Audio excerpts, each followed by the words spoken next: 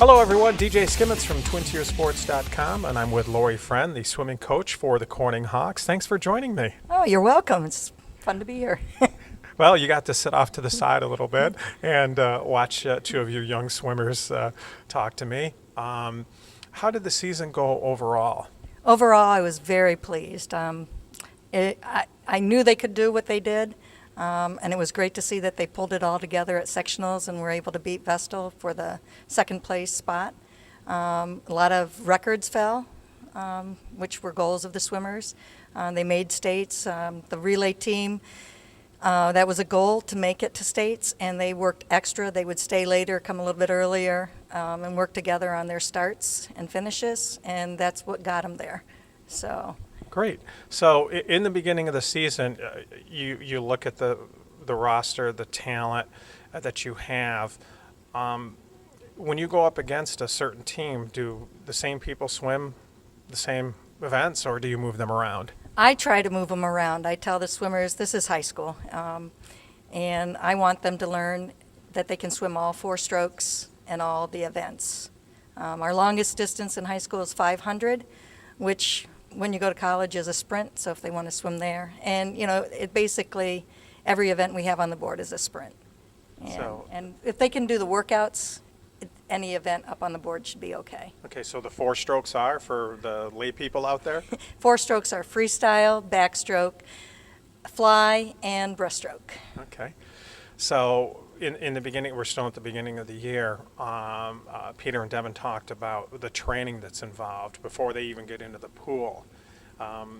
Is that something that you regiment very strictly? I try to. It all depends on what kind of work they've done off season.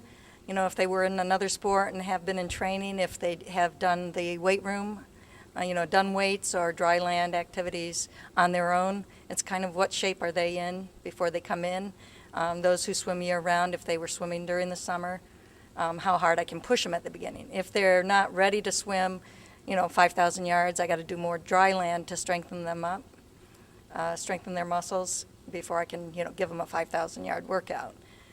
But that's pretty much where we average, for the beginner swimmers, and then we try and push up a little bit more, 8,000. And as Peter said, up to 10,000 yards during the Christmas break. And that's Hell Week. It's what we usually call that, because we just get in there and push them hard because we don't really have to worry about much else. So are you good at reading lips when they're swimming in the pool? Oh, yeah. They get a lot of underwater swims. I just had to throw that in there. Nutrition. Both Peter and Devin talked about cheeseburgers, so I'm getting a vision here that this is a sport that I might want to try because I get to eat. Well, I tell them they can eat what they want. They just need to eat in moderation.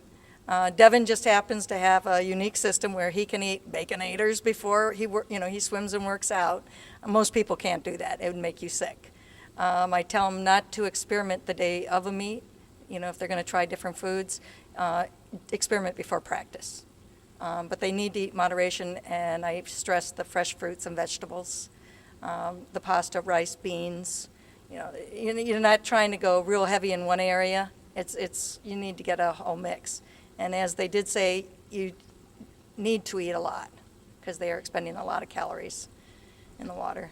What kind of feeling is it for a coach in a sport like swimming where, you're just on the sideline?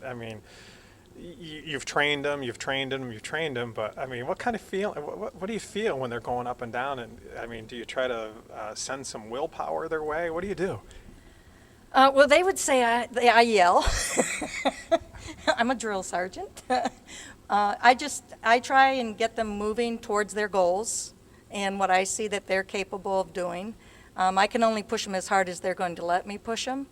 I try to find ways to motivate them. I had a very good coaching staff this year that have kind of come through the program with me, so they know kind of how I run things, and they picked up things that I, have left off in a while, and the kids responded very well to it.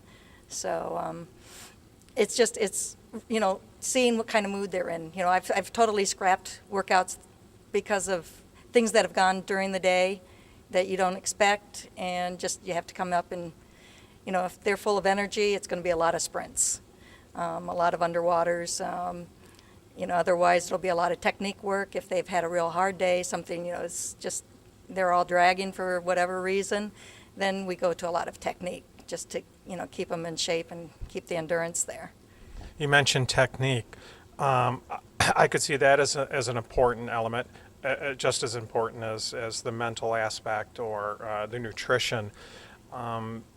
What do you do to mold that technique? Is it just repetition? With the internet, and as I told the kids, with all the new technology, it makes it a lot easier. I mean, you have your phone, you can videotape them right there. You don't need to get a lot of cameras out, so it's easy. I can tell them and tell them and tell them, but if they don't see it, they don't know what I'm saying. They think they're making a change, so I'll videotape them, and then I'll have them stand out, and they'll look at the video, and then it registers. That's a great idea. The parents obviously are an important part. I ask all the student athletes how they play a role. How do they help you out? How do they make your job easier? Well, I have a great group of parents, just like I have a great group of kids, and that goes hand in hand.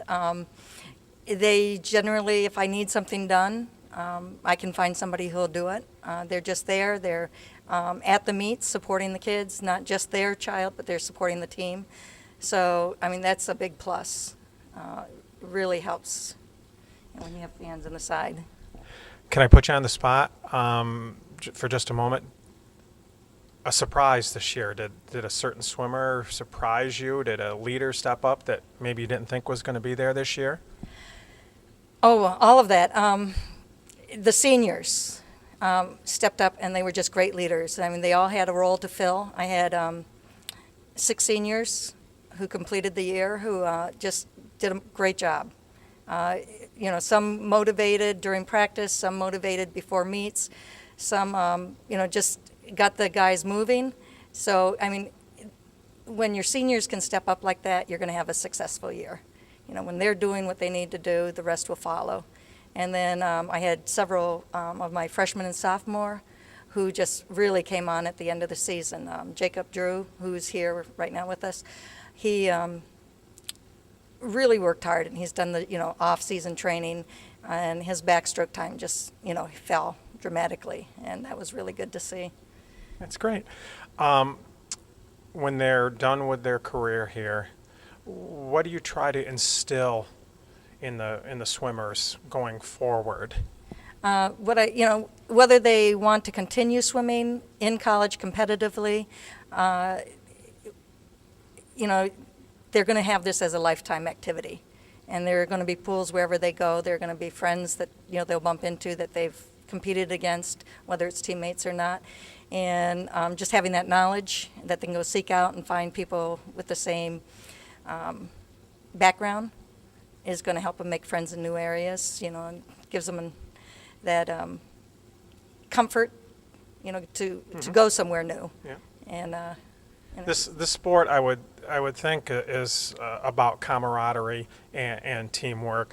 Does it help? Have you seen some swimmers that maybe were on the shy side come out of their shell and be more, social?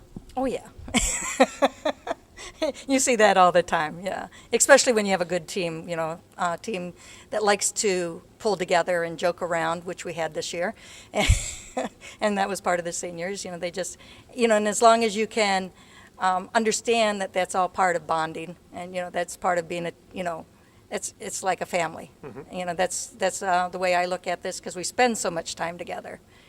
4 hour, we have 3-hour practices, 4 hours. The meets are all day. You spend a whole day on weekends traveling together. So it becomes family after 4 months of all that time, and you look at it that way. And families fight and families argue, and they also have a lot of fun together. And there's pranks, and but it's all in good taste, and it's keeping it that way that keeps the fun going. Can we get an example of a prank? Well, we'll use Peter because he was the most teased. That was one of his awards this year. As he said, his parents are from Ireland, and so he got all the leprechaun jokes and pug jokes, and we just played off of that, and he was, good graces to go along with it, and So there's those kind of things where, you can lighten the mood, like you said, when you do those big yardages, you got to lighten the mood somewhere. And so we do things like that. You want to lighten the mood before a meet. We have some music, that they're not used to coming out or played at a certain time just to, take the pressure off. And, it's those kind of unexpected things that you can keep moving to. Well, it sounds like you've done an excellent job. A lot of accolades this year, hopefully some more next year. I would love to chat with you next year and see how that goes. And we'll follow up on Peter and Devin. And again, thank you for your time and have a great day. You too. Thank you.